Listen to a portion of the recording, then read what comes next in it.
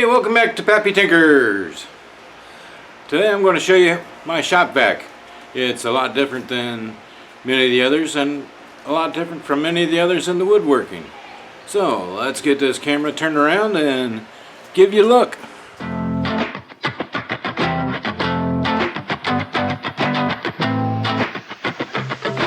The first thing you'll notice about my shop vac is that it's actually up in the air.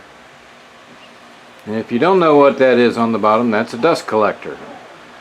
That collects the bigger stuff. Many of the woodworking shops have one like that. But they all use the kind that are close to the floor. They're sitting side by side. And when I first started making mine, I had much more limited shop space, and I didn't want to give up the floor area. So I went up instead of out. And so far this has worked really good. So how these work, the main shop vac, its hose is connected into this blue dust collector that I got from Rockler.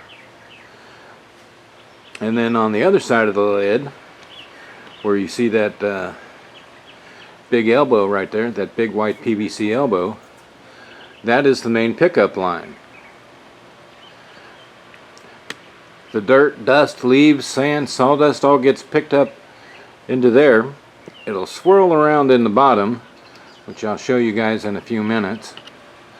And then the very fine dust still gets through that, travels back up into the shop vac, and goes into one of those paper HEPA filter bags.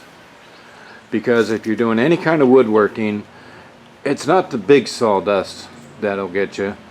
It's the real fine dust. Especially if you're cutting any particle board or MDF, that stuff is really nasty on your lungs. Most big tools that create a lot of dust also have ports on them that are already the same size as the shop vac hoses. So you can just hook it right on in, turn the shop vac on, turn your saw on, and no dust or very little dust. Let me show you this bad boy in operation. Let's see, we'll turn that there, tighten that. Look at that, the dogs got out of my way. Good tinker dogs. You can see the bigger stuff spinning around inside the dust collector as soon as I turn it on. Everything that's picked up just spins around in the blue container instead of clogging up the filters in the vacuum. Even more than the side-by-side units, because the vacuum is now a couple feet higher and the dust has to try to climb that extra distance. If you do any kind of woodworking that creates dust, a dust collector is an excellent addition to the shop. If you're just using the filters that came with the shop vac, you know how fast they clog. Then you'll be tempted not to use the good filters, and then all those dangerous fine particles will find their way into the lungs and everywhere else.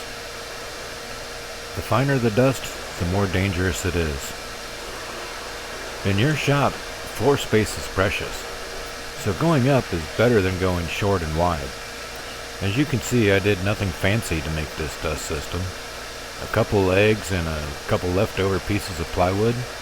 I just screwed the scraps together in less than an hour probably. And it's worked perfectly for the last 10 years. Yes, I could make it a bit shorter and a few inches narrower. And maybe when my to-do list shrinks, maybe I'll do that. Or if I get enough requests on how to build a stand like this, then I'll rebuild it and make a video of it. So that's basically how it works. And I've seen a lot of these on various other woodworking channels, and I've never understood why they built side by side instead of up when shop space is always at a premium.